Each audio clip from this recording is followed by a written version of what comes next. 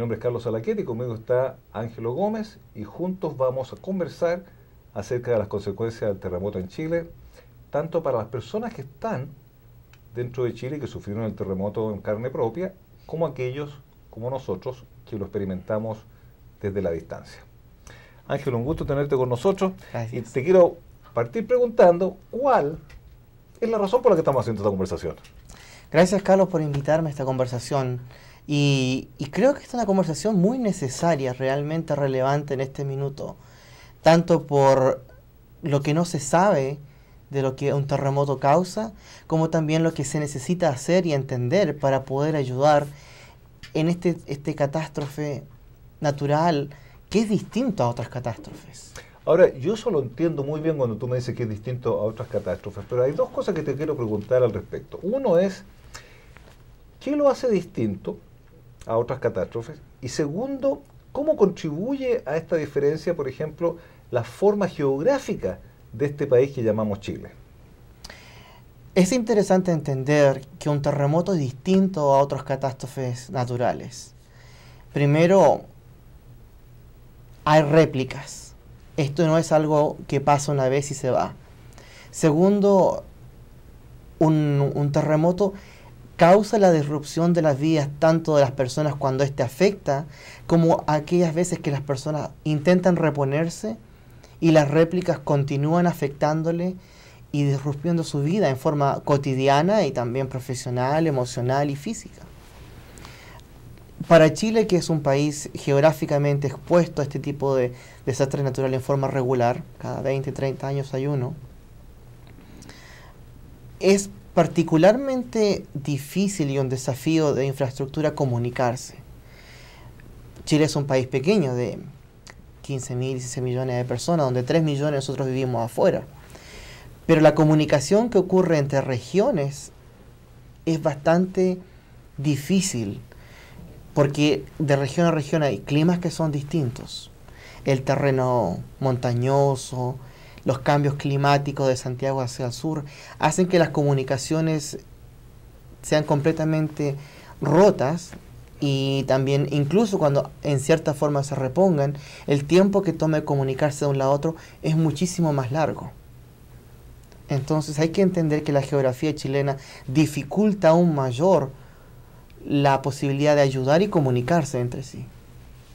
Como ven, estamos discutiendo cómo son de diferentes los eventos naturales traumáticos, como los terremotos, los huracanes y los tornados, pero también cómo la geografía de un país puede afectar las consecuencias de estos desastres naturales, que, dicho sea de paso, ¿no es cierto?, es el primer punto de nuestra conversación. Es una conversación importante porque creo que nos sirve para ayudar a las personas a entender las características de un fenómeno como los terremotos y especialmente en un país como Chile.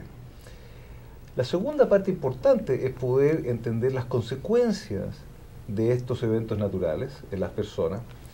Y por supuesto, la tercera parte, quisiera yo que la enfocáramos en hechos como por ejemplo los robos y la violencia que se observaron a continuación del terremoto y cómo eso puede haber afectado la moral y los valores de los chilenos. Así que sigamos con nuestro segundo punto, discutiendo cuáles son las consecuencias en las personas de los terremotos. Los terremotos es un punto muy importante que tú traes acá. Los terremotos no solamente afectan a las personas en una instancia, sino que también afectan porque hay muchas réplicas. Pero a la vez, ellos producen un gran desorden y un caos de comunicación que desafortunadamente trae lo mejor en ciertas personas, pero también produce lo peor en los seres humanos.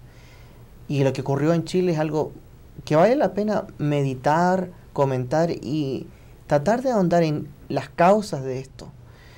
El vandalismo que se produjo, tanto en robos, en desastres, en ataques, dentro y en el medio de un desastre que afectó a tantas personas, le quitó la vida a muchos y a otros simplemente los dejó en la calle sin nada, da mucho que pensar, porque no solamente fueron psicológicamente afectados por las pérdidas materiales y emocionales, no solamente se vieron afectados psicológicamente por los continuos réplicas que los dejaban, le interrumpían el almuerzo, el sueño y la vida, sino que las personas que empezaron a producir actos de vandalismo y robos de cosas que no eran ningún artículo de primera necesidad, no solo deterioraron las comunicaciones e hicieron más difícil la vida y la capacidad de sobreponerse a esto, sino que también mostraron un aspecto de la cultura del no preocuparse por otros, de hacer daño cuando personas están tratando de consolarse por la pérdida de seres queridos. La distribución de alimentos se ve interrumpida al tener que poner orden en una situación que ya estaba caótica. Eso yo creo que es importante pensar, porque lleva a un cambio. La gente habla de un cambio, pero el cambio que se habla en Chile tal vez se pierde el entendimiento de que el cambio no se refiere solamente a un cambio de gobierno. Muchas veces creo que perdemos la otra interpretación del cambio, que es el cambio que la gente está pidiendo, que produjo esta falta de cuidar por el otro. El cambio al preocuparse por las personas que estaban sufriendo. El cambio que produjo que personas no cuidaran del otro y empezaran a robar artículos como lavadoras, televisores de plasma, refrigeradores, cuando no había electricidad.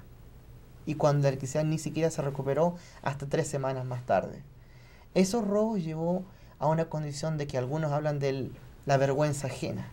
El sentir vergüenza por lo que en Chile jamás se esperó. Chile es un país líder de gobierno, un ejemplo a seguir para muchas otras naciones.